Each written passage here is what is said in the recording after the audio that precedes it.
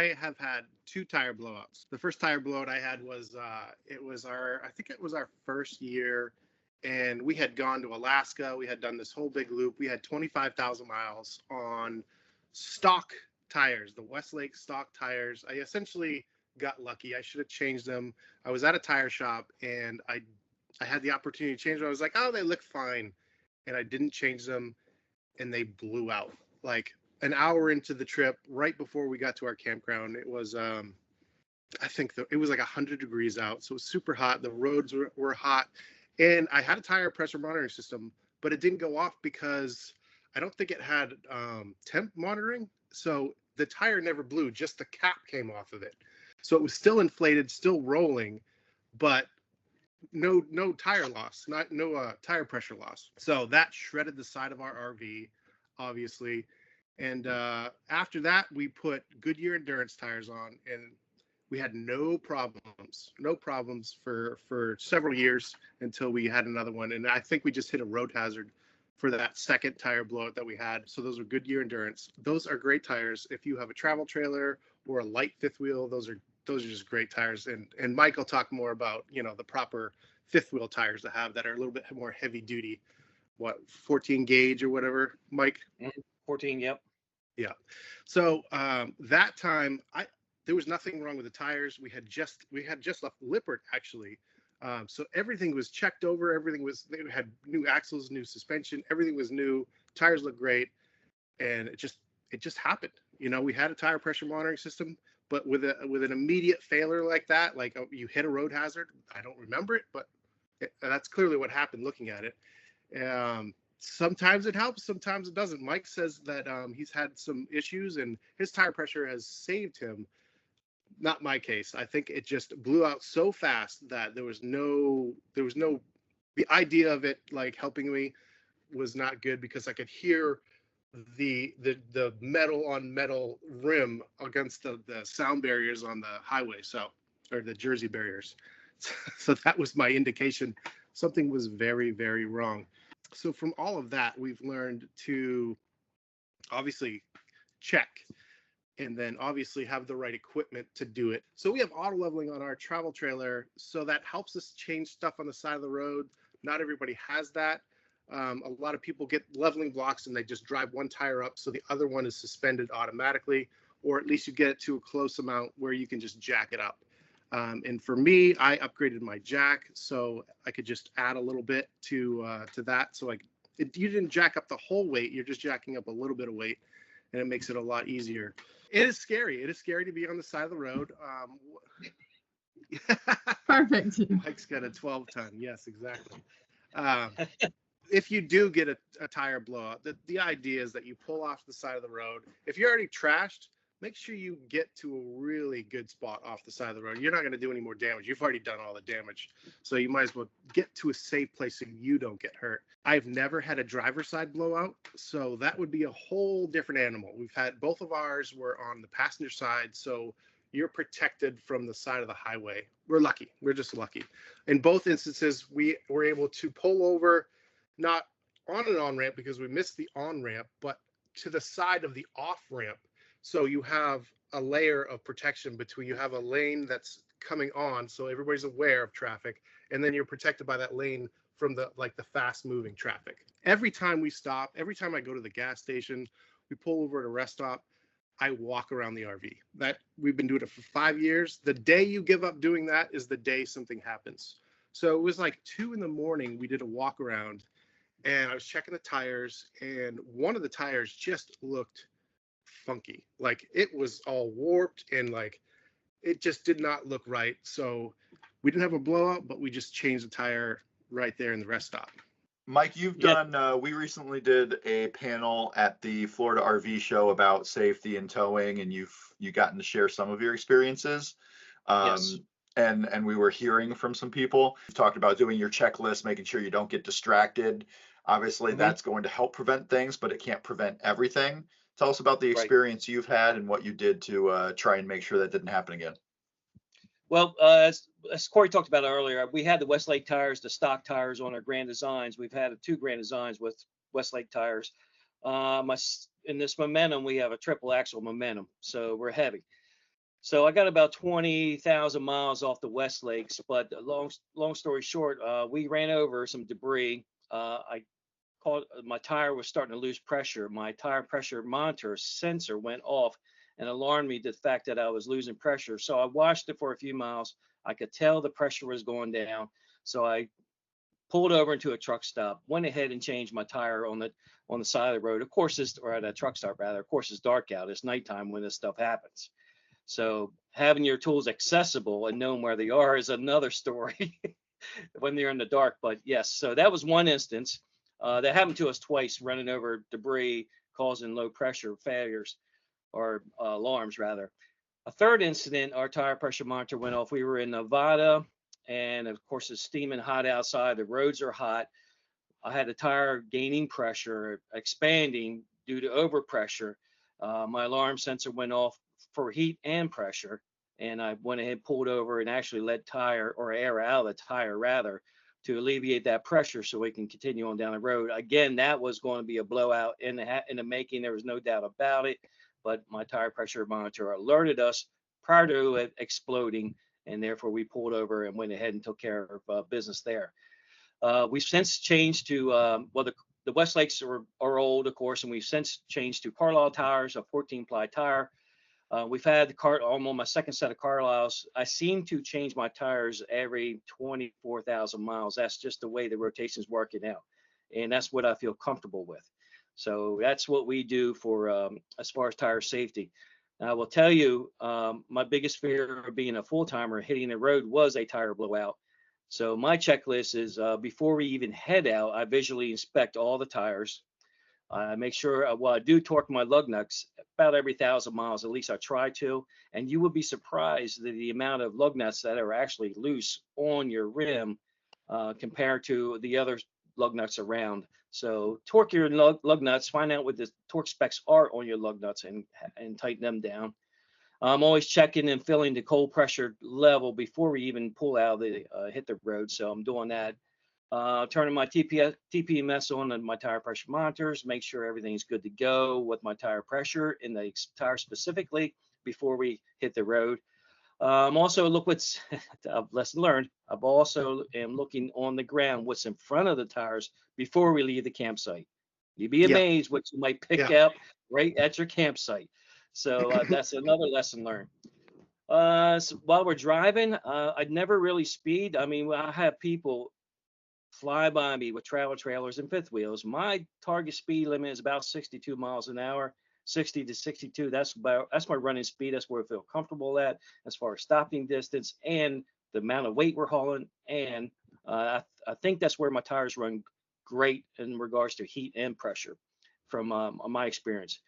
When we're taking turns, I try to take wide turns, not sharp turns, because I don't want to grind my pivoting tire and wear that down. So that's what I do also. And as Corey mentioned, when we're taking a pit stop at a truck stop or whatever, I will pull one of these babies out and I will measure the heat of either the hub or the rim or whatever you may have, the disc brake, to make sure nothing is out of whack compared to the other tires. So I get an average of the temperature between all of them. So of course, if you have a rim that's heating up because of a bad hub, you're going to have a tire explosion or maybe even a fire. So that's what I do. Get in a trailer and I always inspect my leaf springs. I always inspect my hangers because they can go broken. Unbeknownst to you, they could be broken. That could cause issue. The TPMS has saved us from probably 3 potential blowouts, being 2 flats and 1 high pressure tire. So as far as tools that we have obviously the right lug size, which surprisingly does not come with your RV. So you have to make sure you have the right lug size. You're going to want a jack. You're going to want good flashlights. And like Mike was saying, you want to make sure that your tools are in a place that you can just go get them. Because when you're on the side of the road, every second counts. You want to get off the side of the road as fast as possible. So make sure you don't have these separate tools all over the place. Have them in one spot. Have them probably, if they're not in the bed of your truck, have them in or your tow vehicle or whatever you have. Put your tools on the passenger side. So you're not running for tools, on the side of the highway. You're on the safe side of the RV. Get all your tools there, safety vests. I got nailed in the comment section because I didn't have a safety vest. So it's Oh, probably a good idea to they're small and light. People looking out for you, Corey. Yeah. But when we had the blowout, we have a whole team. We got the girls, so someone's always watching, and it's a whole setup. But it's unfortunate that we have a setup now that we've had two blowouts. So, but that is an interesting point, though. Is imagine you are on the side of the road, and how will you access everything? If you were in that position, that's what you should be thinking about.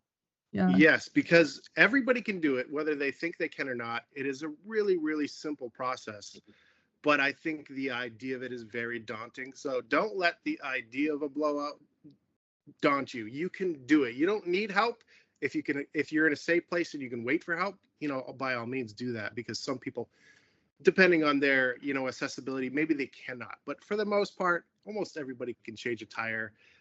And once you do change a tire, I guarantee you that your confidence level in travel will grow times 10, and every trip after that will be so much more enjoyable, just knowing that you can take care of all those fears that you had. That's a good point. Maybe it's a good idea. I would suggest that people practice changing their tire. It wouldn't be bad. So all this talking right now is just to encourage you, but I hope it encourages you to go and look for more specific ways to change a tire. I just want to give you the encouragement to do that. You guys bring up some really great advice too, just with the preparation, because you guys can speak to this more than me, obviously, but I'm thinking if I just experience a tire blowout, regardless of what I'm hauling, I'm probably kind of panicked. I'm like, oh my gosh, did that just happen? Like, I'm probably high stress, especially if it's never happened to me before. So if I'm also having to think through, like, hey, I need to bring my heart rate down, I need to find tools, or I don't know how to change a tire yet, like all those things just kind of add to the stress level. So I think these are great suggestions, especially for those of you out there who maybe you haven't experienced a tire blowout yet, hopefully never. But just the amount of prep work that you can do and things that you can kind of prepare for the worst, but hope for the best. And if you do get in that situation, you can kind of give yourself a little bit of breathing room, because you're like, okay, I prepared for this. I trained for this. Yes. Our first tire change on the side of the road was pretty much a disaster, because my tools were spread out in different locations. And of course, now you have terrain features of the road or the shoulder of the road, which hindered a quick tire change also. So like Corey said, having the tools in one location on the passenger side of the road, that's a great point. That's ideal right there. We were driving down the road and we saw it was on the way to Sturgis this past summer, and this Momentum was on the side of the road, and it was a wide shoulder. I had no traffic, so I had room to pull over and help, because they were just kind of staring at it. They were staring at their blown tire. So I pulled over, we pulled out in front of them, and I went over and checked with them. They didn't have anything. They didn't have any tools. They had just bought this RV just to get to Sturgis. They just brand new. So we had that tire change. He blew out the side of his thing, but he had hydraulic leveling like you do, Mike, and he just blasted that thing up, and we had that thing. I think he was back on the road in like under 10 minutes, and he kept on ripping. So, but it was this brand new RV, and he didn't care. He just wanted to get to Sturgis. So, yeah, I love when I change a tire. I flash back to Ralphie and the Christmas Story. I want to change it like a pit crew member. I want to change it as fast as I can. Speaking of tires, I mean, when you're looking at tires, not only for your unit, for your tow vehicle, I mean, it's quite a bit different than me going in with my Volkswagen Jetta to a tire store and just saying, give me whatever's recommended. How much research are you doing to know what tires are going to be best for your tow vehicle and for the trailer you're pulling? And what kind of resources do you use? For us, I did a lot of research online, but I will tell you, as we travel the country, and probably a year out, I knew I was going to buy tires. I actually talked to tire technicians at stores and asked them, hey, in their opinion, what was the best trailer tire? And they gave me their opinion, and that's what helped influence my decision on going with my Carlisles. The online reviews, tire technicians, what they thought of trailer tires, a heavy duty trailer tire. So that's what influenced my decision and my research. So for me, in the size unit that I have, we're around 10,000 pounds.